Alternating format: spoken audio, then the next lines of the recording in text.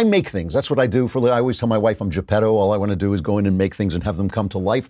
I'm a novelist. I'm an artist. And because I make things, because that's what I do, I admire people who do things. And that's a different thing. In the old days, that's what writers, novelists, poets, that's what they wrote about. Homer didn't write about Homer. He didn't write about poets. He wrote about Achilles. He wrote about Odysseus, and Shakespeare wrote about kings, people who do things, because people who make things kind of admire people who do things, and the people who do things provide the stories that people who make things tell.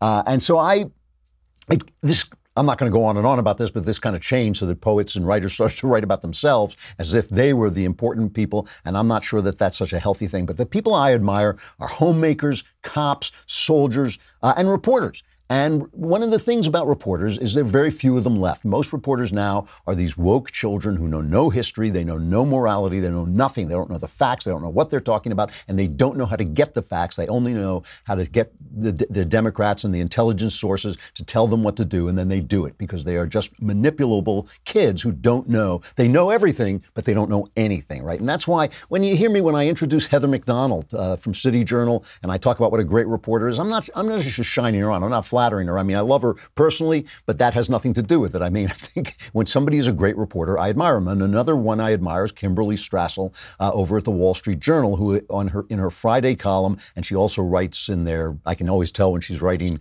their editorials, their unsigned editorials, she has just been gathering information about this attempt, the spying operation on Donald Trump, which is awful. It's awful that our FBI and our CIA took this unfounded disinformation from the Russians through the Christopher Steele report paid for by Hillary Clinton and the Democrats. They took that and they used it to get a FISA warrant to spy on the Trump campaign. And I'm sure they did it under the illusion that it was their job to save the country from the voters. That's what they were doing. They were saving the country from the voters.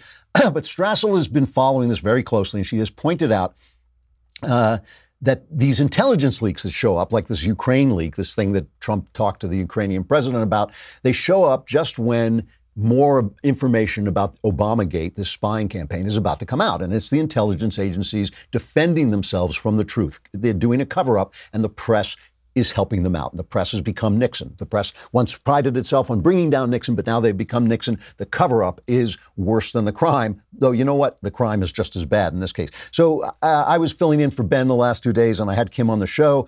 She was absolutely great. And she pointed out something that's been in the back of my head, but because I think this Ukraine story is so stupid and empty and ridiculous, and I cannot believe the press is going into the Russian collusion hoax mode again without ever saying, oh, you know what? We've been humiliated. We've been discredited. Our reporting stinks. We're dishonest. They never looked in the mirror, not once. They think we don't see them. They think they're invisible to us, and they're just going to go into the next thing. And so I'm just so disgusted with it. I don't even like talking about it. It's just so ridiculous to me.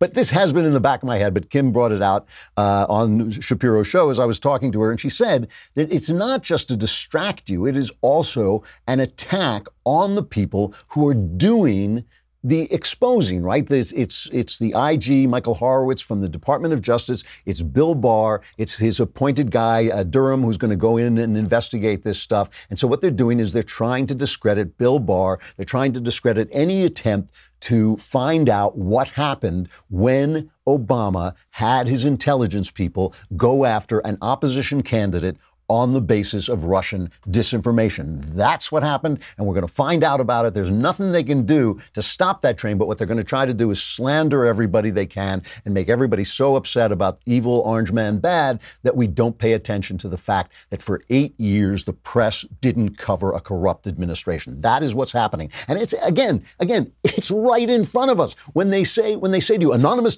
intelligence sources say, the first thing you should say was, well, what did he want?